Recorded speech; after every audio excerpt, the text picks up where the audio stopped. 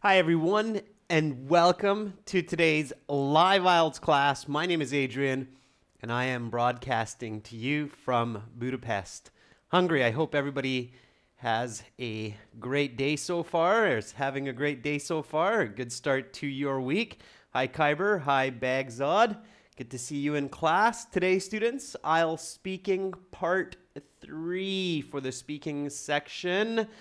We will be looking at some questions and some strategies. As usual, our materials come from our websites, gieltshelp.com for general IELTS and aehelp.com for academic IELTS. Definitely check us out there. Hi, Deshaun. Hi, Amrit. Good to see more students joining in. This is what our websites look like. This is our general IELTS website here with the green background. You can join by clicking that big red button. You can log in at the top. When you log into your My Student account, you will see lots of goodies, including 6 exams, fully interactive course, video lessons, and more. But for today's class, I want to show you this button here called Student Partner Speaking. This is a portal where you can click and then accept, start speaking. I got it really enlarged here. And then here, just like in Skype or WhatsApp, you see this is me here. I'm the master. There's no one here right now, but when you log in, users will appear, and then there will be a chat window, and you can speak with other IELTS students on our website for free. So check that out, okay? The more people that join in, the more chances to talk to different students there. So check that out on our website, okay? So again, that's at gieltshelp.com, and you click on that student speaking button after you join and log into your My Student account. If you're an academic IELTS student, don't worry, we have this website here, aehelp.com, same idea. Click the big red button to join, and you also have Student Partner Speaking there as well. Daman, Preet, good luck on your speaking test tomorrow. Today is a great class for you. It's good to practice.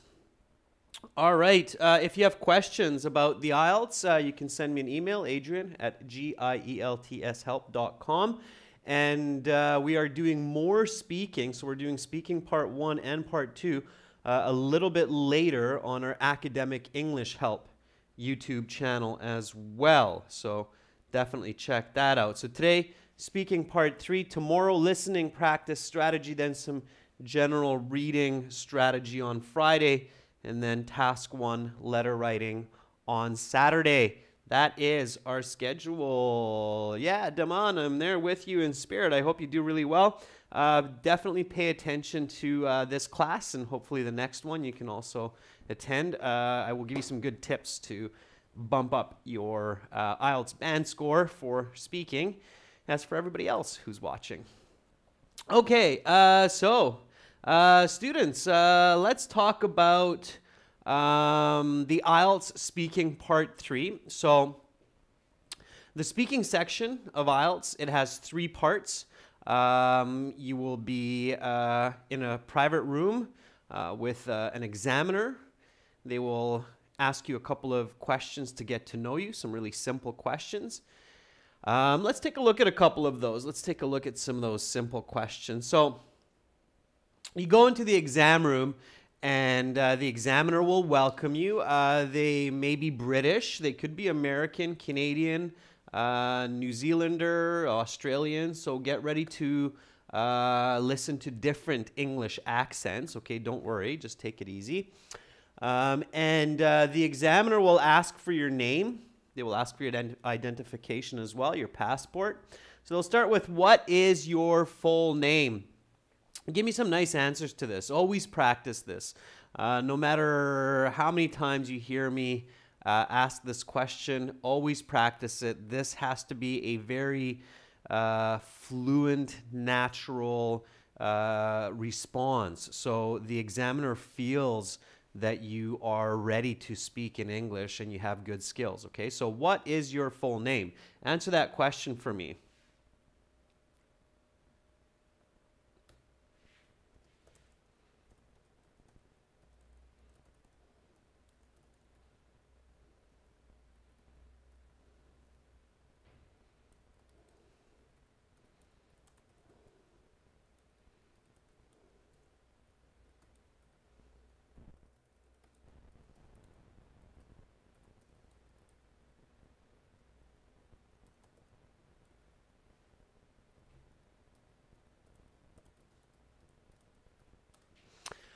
All right. So Sevgi says, my full name is Sevgi Rabia Odabas. Please just call me Sevgi. All right, Sevgi. Good. Can tell you're practicing.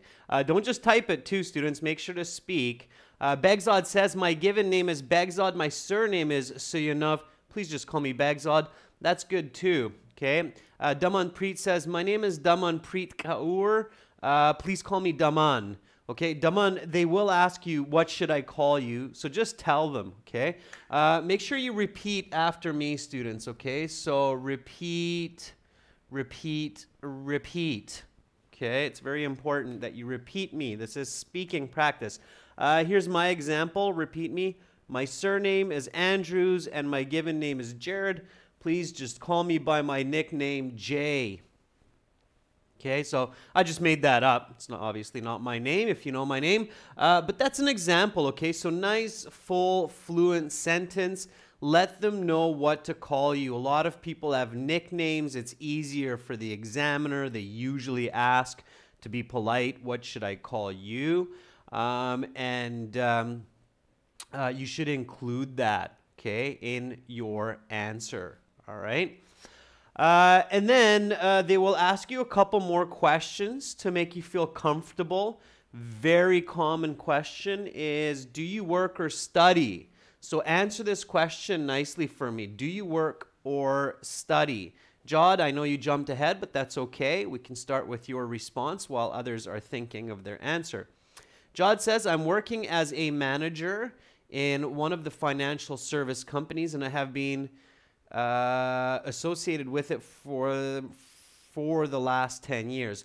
Jod, try to be a little bit more specific. So if you say financial service company, why don't you say what it is, okay? So say I'm working as a manager in New Delhi National Bank or something, okay? So the more specific you are, the better it is, all right? You don't want to leave your listener guessing, like, okay, so what's the financial company that you work at? So just be direct, okay? Bek Murad, that's a good one for the first question. My full name is Bekzadov Bek Murad. Please call me Bek. Perfect, great, it's nice and simple, Bek, okay? Damanpreet says, I am working as a teacher. Damanpreet, your Ielts exam is tomorrow, so yes, I'm targeting you a little bit, which is good, and you're giving me some good examples to work with. Damanpreet, give me more details. What grade do you teach? Which school do you teach at? So a little bit more. Show your fluency right away, okay? Edward Appia says, I am currently working as an assistant manager at EC Bank of Ghana in the Foreign Operations Department. Maybe a little bit better than unit. Unit is okay, Edward, but department is better. Notice the corrections. Students, when I'm reading your response, make sure you say it nice and loud. So repeat me. I'm doing this for you. I have a pretty good idea that I'm saying it well, so I want you to repeat me. Also, notice the time on the video. You can write that down on a piece of paper so you can come back later and see your mistakes and the corrections. The chat is also recorded on the videos these days, so you can look back at those mistakes, okay? So use the video time and the chat to help correct your speaking mistakes, okay? All right, let's take one more. Some neat coder says, I have been working as an assistant professor in a well-known university of my town. Okay, some neat coder. It's a good start. You're showing me present perfect progressive. I have been working, so you're showing me some good grammar. I'm the examiner. Believe me, I will catch your grammar forms. So when you use present perfect progressive, like I have been working, I will note that and I will give you points for that. So some neat coder, that's good. It's a good start. I've been working as an assistant professor. What university? It's okay if you say to me well-known university, but tell me the name, okay? Don't make me guess. All right. And of course, students, as I always encourage you to do, use the correlative, those paired conjunctions as well, the not only but also. So you can say, I'm not only working as a physics professor at the University of New Delhi, but I'm also studying for this academic Ielts exam in hopes of continuing my PhD at the University of Toronto. Let's just pick a random high-level university. So here's my response, students, using the correlative conjunction not only but also. Use these, either or, whether or. Okay, those are great. If you're studying and working, it's a perfect chance to do it. So here we go. Repeat after me. I'm not only working as a physics professor at the University of New Delhi, but I'm also studying for this academic Ielts exam in hopes of continuing my PhD at the University of Toronto. All right. Okay. So that's one way to do it. If I miss your comment, don't worry. Keep writing. Okay. It's good learning. Shahayatri, I'm thinking of you right now. If I miss your comment, don't worry about it. Just keep writing. I'll catch you on the next one. We have lots of questions to go still, okay? So just relax, focus, keep going forward. All right. So one more of these warm-up icebreaker questions. Usually there's a couple. So what's your name? And then a couple of these before you get your general task 1 questions. So we have one more here. Why are you taking this test? Okay, so why are you taking this test? Obviously referring to the IELTS. They might ask you that. Who knows? It's still a fairly simple question, and I really hope that you can answer that question since you are taking the exam. So why are you taking the IELTS? Why are you taking this exam? The examiner might be curious and ask you this question. So give me a nice response to this question. Why are you taking IELTS? And remember, try to give me a nice, fluent, complex sentence, okay?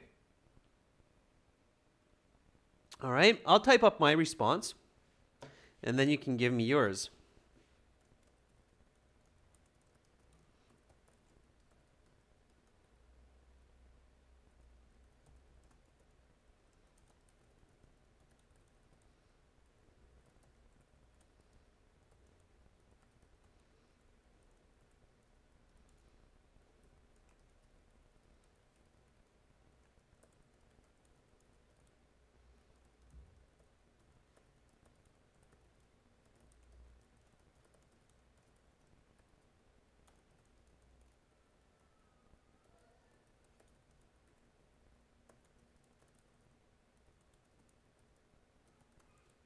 All right.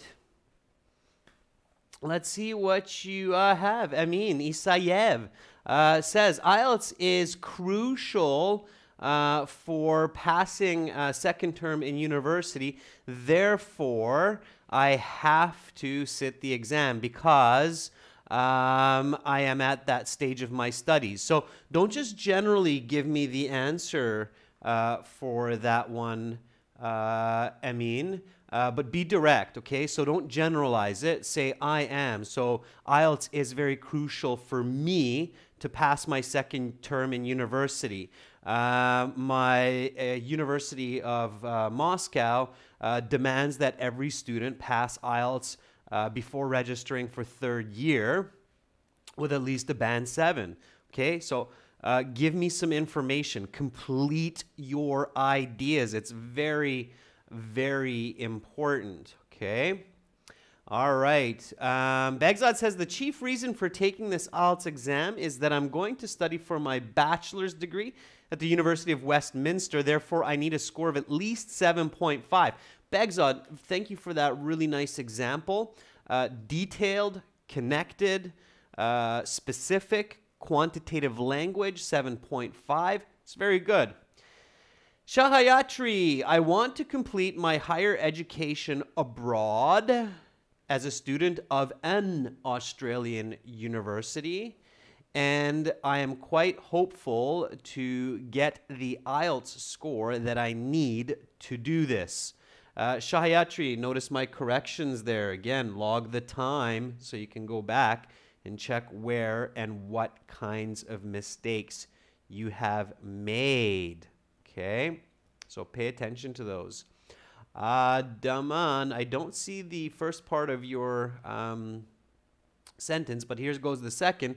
Because it's my wish to continue study abroad, so I am taking the IELTS exam. Daman, use the question to create full answers. So don't, it's not, ladies and gentlemen, the IELTS speaking is not like speaking to a friend. You cannot speak in half sentences. So don't start your answers with because. If you're starting your answer with because, it means you are only giving a half response. You're only giving the reason and not the causality. In the IELTS, you need to give both the cause, okay, and the reason or the result. So you have to do both cause and effect. So you have to say, I am taking the IELTS because. You can't just start with because I want to do, okay? If you do that, it's not wrong, but you're not maximizing your score. You need to maximize your score, okay? So use the question in your answer, all right? Okay, this is what I answered. Repeat after me, nice and loud. So, well, as I had just mentioned previously, I'm planning to study abroad and the IELTS is required. My dream is to earn my doctorate from the University of Toronto and make a real impact in the field of physics. Notice what I'm doing here. So the question before was, do you work or study? And I said, I'm not only working as a physics professor at the University of New Delhi, but I'm also studying for this academic IELTS exam in hopes of continuing my PhD at the University of Toronto, okay? And then the examiner says, well, why are you taking the test? So it's almost like a repetition. This happens in IELTS, okay?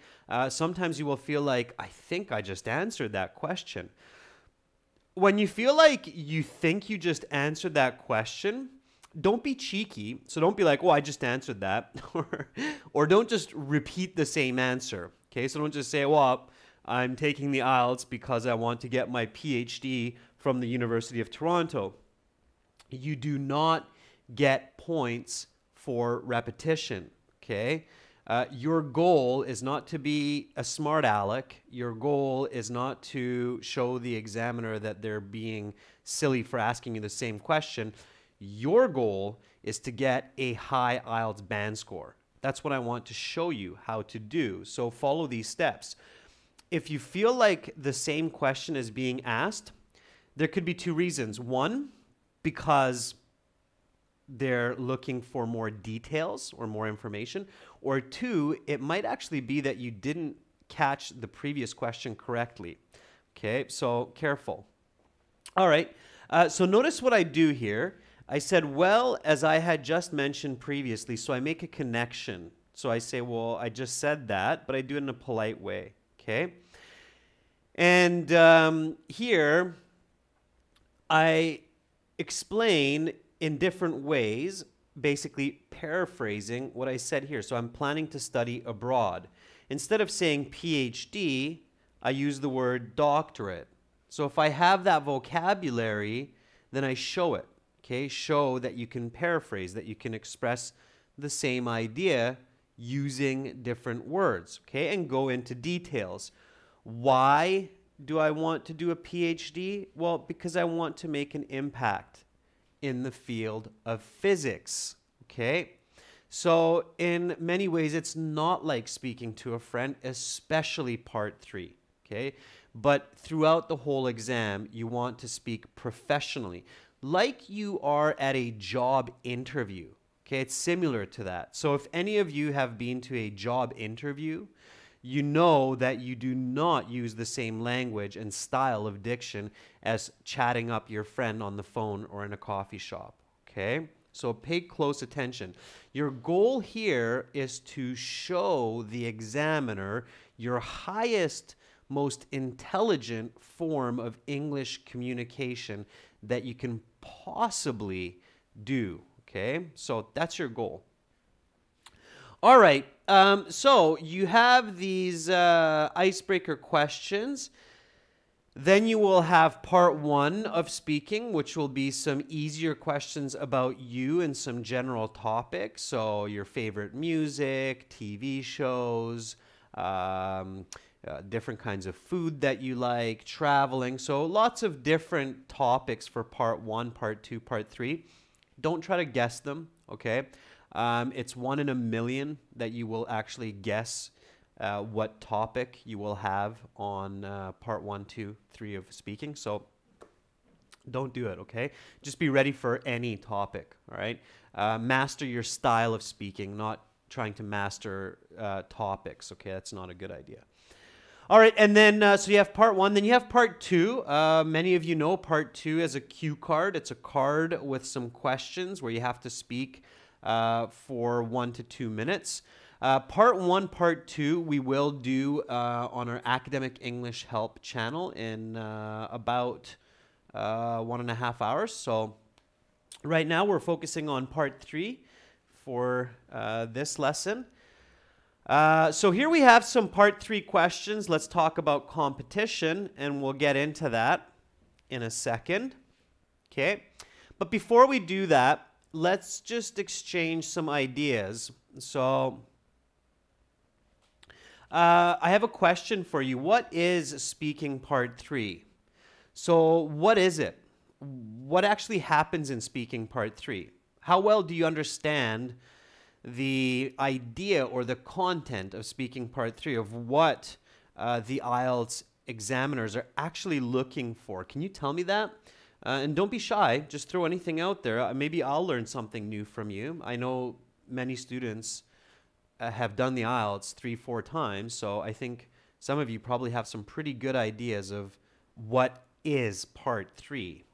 Okay? So what is part 3? What is part 3 actually trying to do or to prove? Okay, so Sue 41210 says it's checking your fluency. Sure. Checking higher level fluency when discussing more specific topics. Yeah. Sure. Okay. Begzod says it's relating questions to part 2. So, yeah, so in another way, Begzod, it's testing to see how well you can connect your ideas in your communication. Okay. So,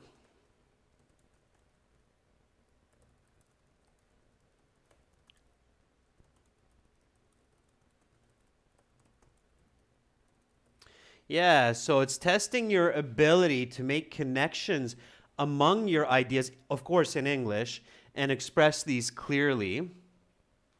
Okay, Shanze is saying it's kind of a discussion, yeah, because some questions are followed by these follow-up questions, right? So, Shanze, when you're discussing, you're actually giving more detail, so going into depth, right? So, checking your ability to clearly express details within specific topics. Sure. So it's checking your ability to go into detail. So not just talk about an idea on the surface, which you can do at an intermediate level, but go into more details, express yourself in more specific thoughts or points. Okay. Begzod says that it's also testing your higher ability to paraphrase. Yeah, so more comprehension, higher level comprehension.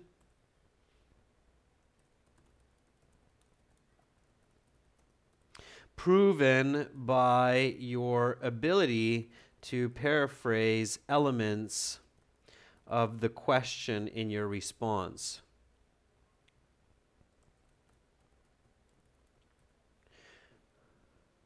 Okay, sure. So, yeah, you're on the right track, and those are some good points. Okay. So you don't need to speak too long, Jod, but you need to speak well. Okay, that's the key. Remember that the Ielts is what's called a progressive test, and this is true in the speaking as well. So remember that in listening section, for example, listening section part 1 is the easiest. Part 2 is more difficult. Part 3 is even more difficult. And then part 4 is the most difficult. Reading is the same. So reading passage 1 should be the simplest or easiest. 2 is more difficult and 3 is most difficult. In fact, even the questions within the passages get more difficult. So question number 1 in passage number 1 should be the easiest question in the reading section. And then the last question of reading passage 3 should be, theoretically, it's not always true, but theoretically it should be the most difficult. So the speaking part is the same, okay? So speaking part 1 is the easiest of the 3 parts. Speaking part 2 is challenging because you have to speak continuously, but speaking part 3 is technically or theoretically the most difficult, all right?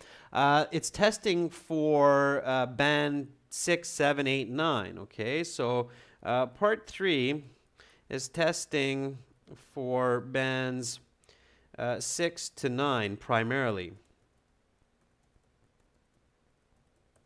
Okay, so if you have an okay level of English, let's say a band 5, the examiner will more or less know that by the end of part 2. So when you finish part 2, if you're a band 5 student, even if you bomb part 3, you'll still get a band 5. So the examiner is going to be like, okay, part 3 is obviously too difficult for them, so they bombed it, but they're a band 5, right? Like an intermediate level of English, okay? Low intermediate to intermediate. Part 3 is where you can really show the examiner that you're not just a band 5, but you're band 7, okay? So that's the goal of part 3 as well. So how do you get those high bands? What do you need to do? What do you need to include to get these high bands? That's a really good question at this point. So I just told you that, okay, part 3 is your chance to show the examiner that you're band 8. How do you do that? How do you show them that? Okay, how do you show, what do you think the examiner is looking for in part 3 within what we just described? So what kind of technical parts are they looking for? And don't worry too much about pronunciation. Pronunciation is not that important. So what do you think is important, technically speaking? What do you think the examiner is looking for? Munzir says, talk as fluently as possible and be spontaneous. Yeah, Munzir, that's okay. You don't have to really speak that fast in part 3, so you should speak continuously, but you don't have to be rapid fire, so you don't have to talk a mile a minute. Okay. Natural speaking, Sue, 41, 21, 0. Yeah, sure. But what does that actually mean? So what is natural speaking? Okay, so there's some advice we can put into practice. So Begzod says, give detailed answers, explanations, and examples.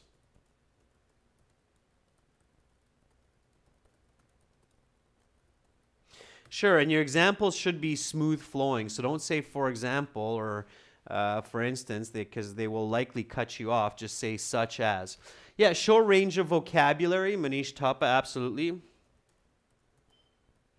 They also refer to that as lexical resource, which means paraphrase keywords, especially words that you use again and again.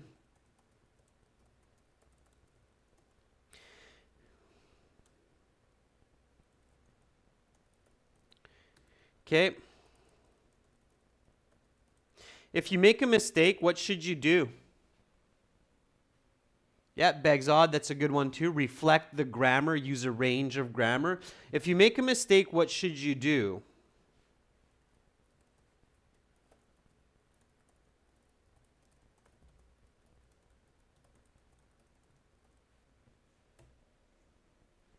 Okay. That's an important piece of advice, and maybe some of you saw we just uploaded a video where I'm interviewing a native English American from California who sits the Ielts. They get a band 9. It's our newest video on the channel. Check that out. We just put it up 2 days ago.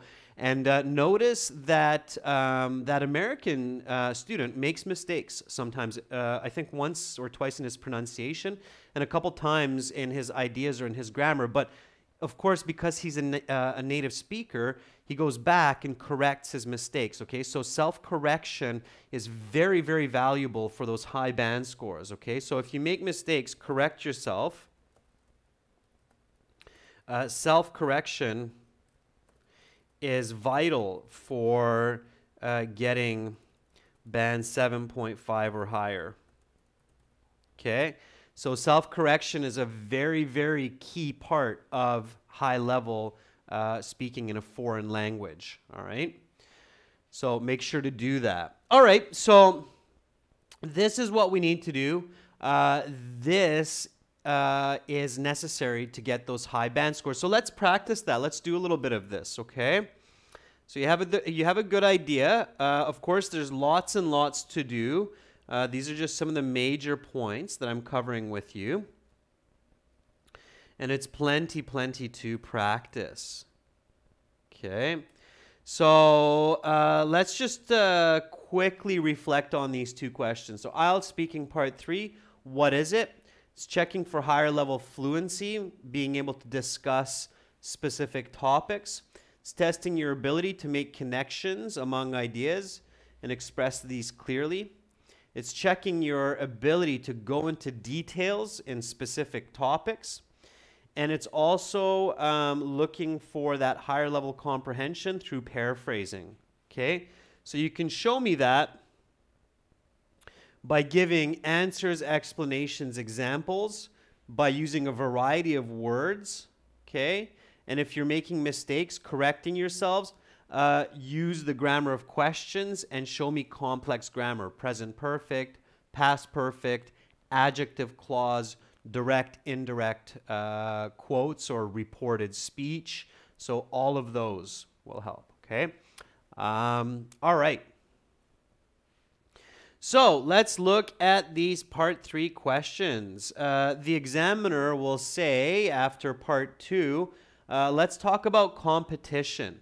Okay, so it means in some ways, part 2 was about the idea of competition or something connected. Hi, Maninderjeet. Congratulations on your fantastic IELTS score. I was really happy to read your email. And I sent you an email response asking you for a testimonial, Maninderjeet. So I'm happy to congratulate you in these live classes as well. It was a fantastic score. All right, you'll make a great dentist, I'm sure. Okay, so let's get back to point here, part 3. Let's talk about competition. And then here comes your first question. Okay. So humans are very competitive by nature. Is this good or bad? That is your first question. Give me a nice answer, students, to this one. Humans are very competitive by nature. Is this good or bad? Full sentence, use grammar, explain, example. Rekha, I'm liking what I'm seeing. It's good. Really nice paraphrase. You're showing me a very high level of paraphrasing right away, Rekha, so good for you. Rekha says, well, it is beneficial for mankind to have competitive behavior. However, with this, easily to concentrate on aims and achieve on time. Okay, Rekha, as good as your first half is as bad as your second half is. Let me try to fix that for you, Rekha. So I think I know what you're saying, but it's not a contrast. It's cause and effect relationship. So careful with your conjunction, Rekha. If you choose the wrong conjunction, that can be really confusing. So it is beneficial for mankind to have competitive behavior. As a result of this, humans compete to achieve higher and higher goals on time, to be healthy and better than the rest.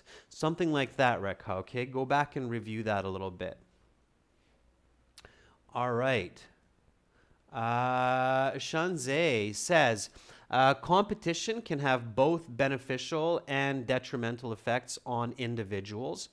If people participate in healthy competition where they can cooperate, it is good for them. But if, okay, Shanzeh, that's good, you will likely be asked to clarify what you mean. So what is healthy competition? Okay. All right. But you're off to a good start, Shanzeh. It's definitely a good start. Adil Diab says, the main reason for me to do Ielts is to bridge. I think, Adil, you're really behind on the questions. The question that we're dealing with is humans are very competitive by nature. Is this good or bad? Okay. So you want to be careful to talk about both. Okay, so if you discuss both, make sure you have a clear idea before you answer. Otherwise, just choose one and stick to it. Okay. All right. So I'll give my answer. Go ahead, try some more answers, students. I'm waiting for them. Here we go.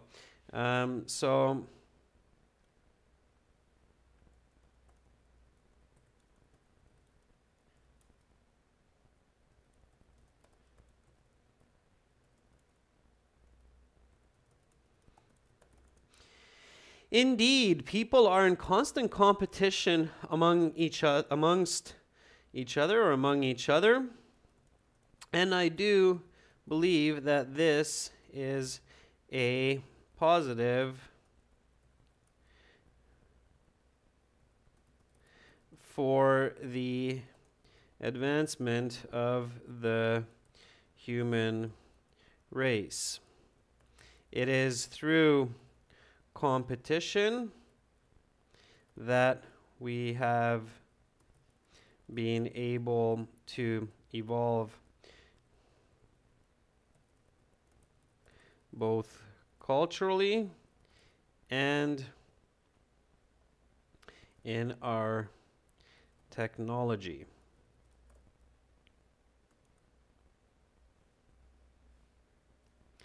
The reason we have fast, comfortable cars today is because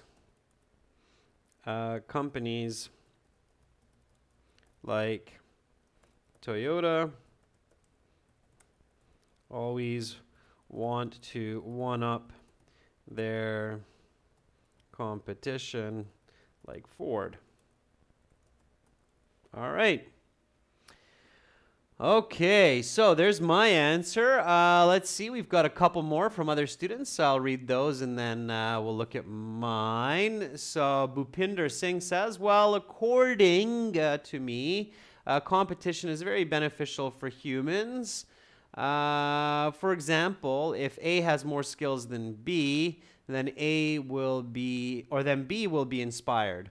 Okay, sure. Now, Bhupinder, rather than thinking in such an abstract way or generalizing, try to be more specific. You'll see that in my example, okay? So you'll get a better mark because it's clearer communication when you can give specific examples, all right? J.A. says, in my opinion, competition is healthy in this contemporary world. It breeds a creative society because everyone tends to think outside the box in order to outsmart others. Yes, that's good. Okay, some good expressions there, J.A. Careful not to repeat words, especially in close proximity. So if you say world, then next time say society, okay? Do give examples, please. I'm not sure exactly what you mean by outside the box, so you might want to represent that with an example. Here's my answer here. Okay, again, repeat the question after me, just for people who are joining up. Humans are very competitive by nature. Is this good or bad? Okay, students, repeat. I speak West Coast North American English. It's one of the clearest accents in the world, so just repeat what I'm saying as closely as possible. Here's my answer. Repeat. Indeed, people are in constant competition among each other, and I do believe that this is a positive for the advancement of the human race. It is through competition that we have been able to evolve both culturally and technologically. The reason we have fast, comfortable cars today is because companies like Toyota always want to one-up their competition like Ford. That will definitely get you a band 9, okay? Why? Because it's complex. It's clear, smooth-flowing example. It's very visible. It gives a 100% accurate answer to your listener, okay? Now, I realize that, I have an advantage. Obviously, I'm a teacher of English, but I do believe that you can achieve this style of speaking with practice and just knowing what to do. Okay, so just keep practicing, okay? All right. Okay, students, let's get to some other questions here. Let's go for the next one here. What kinds of competitions have become popular these days that did not exist before? Give me a nice answer to this question, students. So keeping in mind those important points for part 3. Paraphrase, reflect the grammar of the question, show me your lexical resource, show me fluency, and importantly, explain and back up with a smooth-flowing example. Okay? So what kinds of competitions have become popular these days that did not exist before? Let's see what you come back to me with on that one. Okay, the ball is in your court. It's your turn to shine. Show me what you got.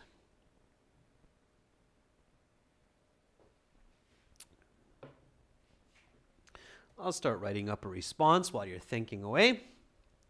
Okay.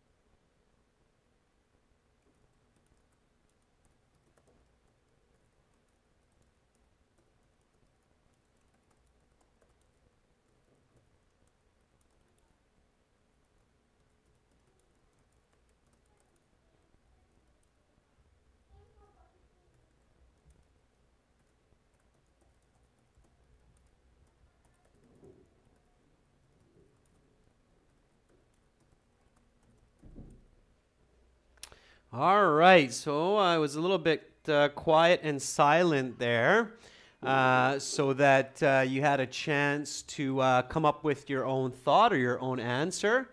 Okay. Let's see what you have. Still waiting for those answers. Okay, there we go. Good job, students. By the way, I tip my hat to you students who are very just ambitious and proactive to get your answers into the chat. It's great. Okay, that's great. That's how you improve through practice. Shanze says, online business competition has become popular nowadays as many companies are in fierce rivalry with at least one other firm to provide a higher quality of service, like WhatsApp versus Skype, right, Shanze? Okay, perfect, though. You're on the right track, Shanze. Again, remember, timestamp, 45 minutes to 46 minutes. That's where I read your comment, made the corrections. So go back, see how I did that, what I changed up, and learn it. Good job, Shanze. Jod says, we see a plethora of examples in our daily life.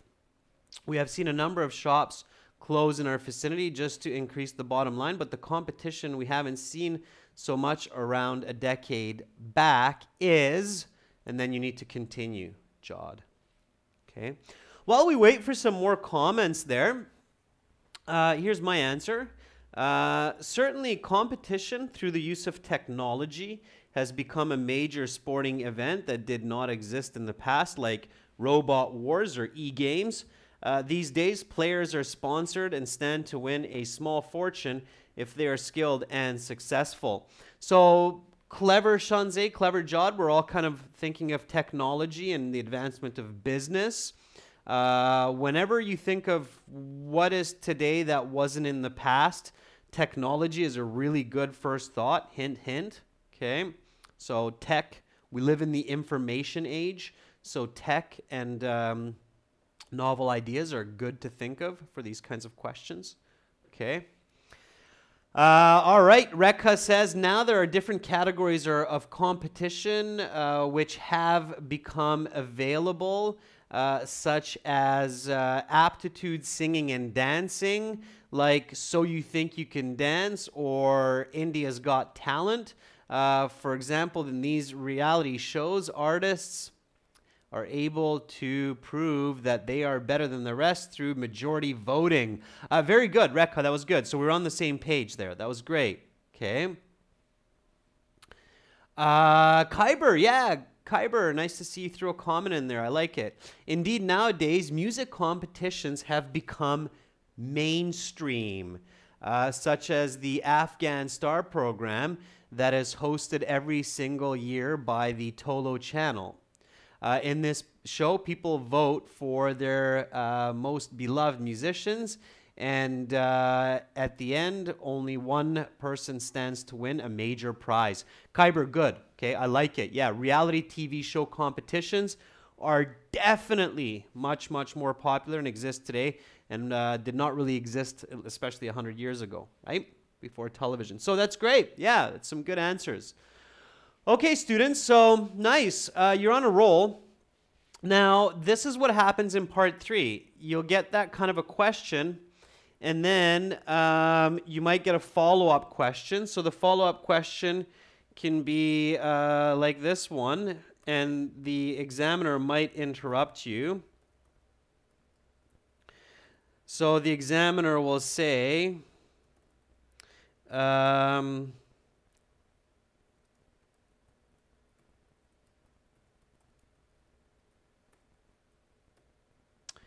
okay, they kind of do these follow-up questions quickly. They'll rapid fire them at you. So basically, you'll be saying, okay, well, these days players are sponsored and stand to win a small fortune if they, and then the examiner will just cut right in there and go, oh, and what kind of competitions are no longer around that maybe existed in the past? Okay, so you have to be a quick thinker. If the question catches you off guard, don't panic. So don't freak out. Don't be like, what am I doing? Okay, so just relax, all right? Don't panic. Just say, oh, just a second.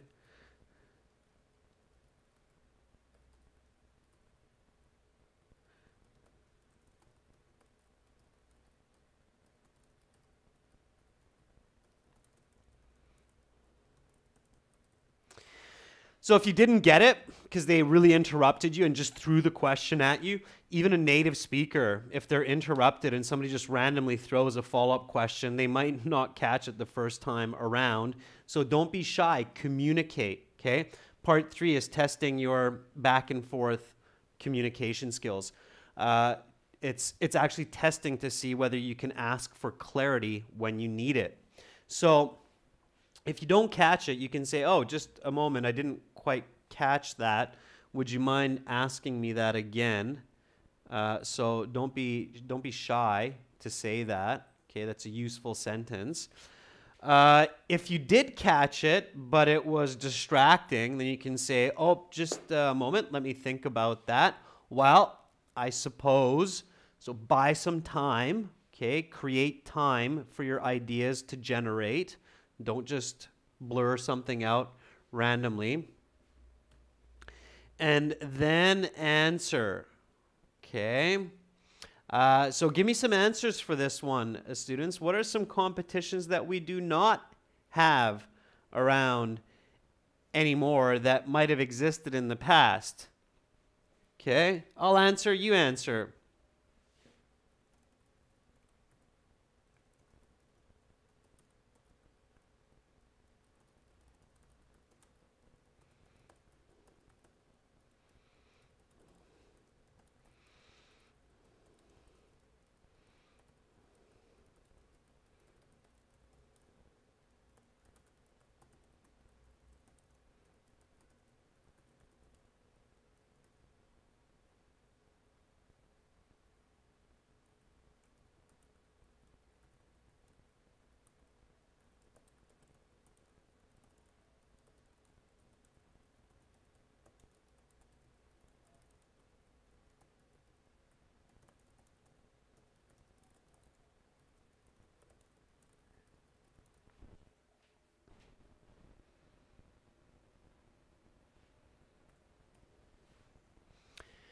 All right, I wrote my answer up there. Let's see what you have. John, it's good. So you're buying time. Well, I haven't given much thought to it. Okay, John, it's a little bit more natural. Well, I haven't given much thought to it, but I think competitions are getting much visitors on a particular website. It was not present earlier. Jod, you're answering the previous question, not the follow-up question. Begzod says, that's an interesting question. I believe that around 3-4 centuries ago, people such as cowboys often competed by firing their guns at each other. However, such competitions are now restricted.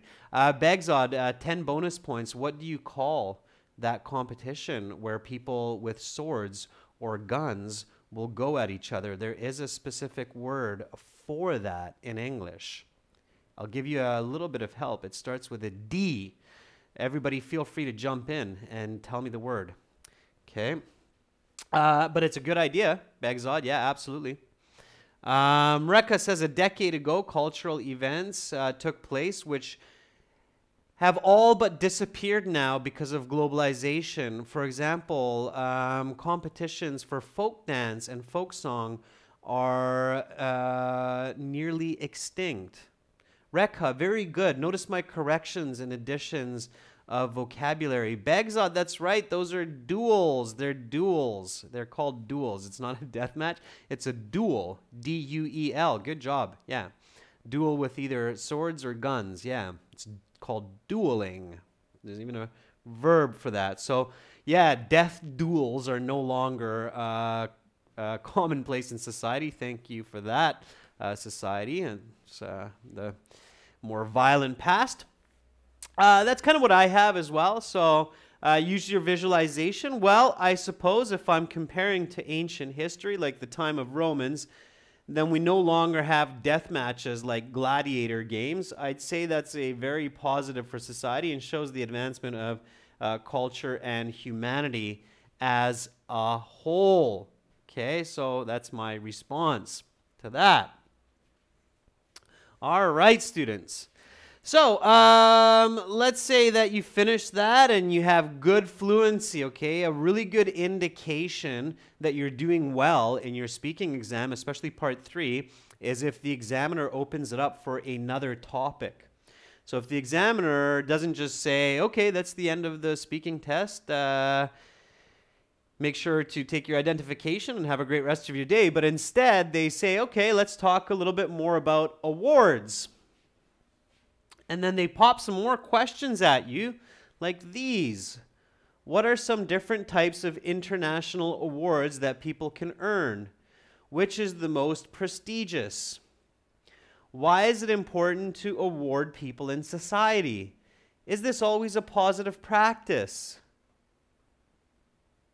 Who receives the greatest money rewards these days and why? Is this good or bad?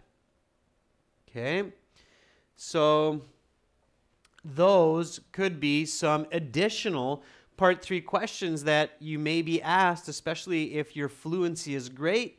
There's still some time in your 12, 13, 14-minute interview, and that's a great sign. That means you're doing really well. But right now, students, we are out of time, so make sure to practice this. Give me some answers to that. Again, use on our websites the speaking partner practice, so you can click the big red button, join the website, log into your My Student account. In your My Student account, find this button here. It's called the Student Partner Speaking. Click on it. You can find another student. If some of you do that right now, then you'll link up because you'll be simultaneously on the site. Okay, and then you can practice those Part 3 questions. You can also do that on the general Ielts as well. So I'm already logged in here. I accept the terms of the speaking. Make sure to be careful with your personal information. And then it will open up your live speaking practice page with your ID. It will ask if you want to do audio or video chat, and then it will open that up for you. Okay? So use that feature of the website. In 30 minutes, I will do another IELTS speaking lesson on our Academic English Help YouTube channel. Be sure to check that out, okay? And for the best help, join our premium courses at gieltshelp.com and aehelp.com. Those will help you to improve your band scores. Thank you, students, for participating, for putting yourselves out there, not worrying about making mistakes, just push forward. Hopefully, I will see many of you in 30 minutes on the Academic English Help channel, and I wish all of you a great rest of your day. Bye for now.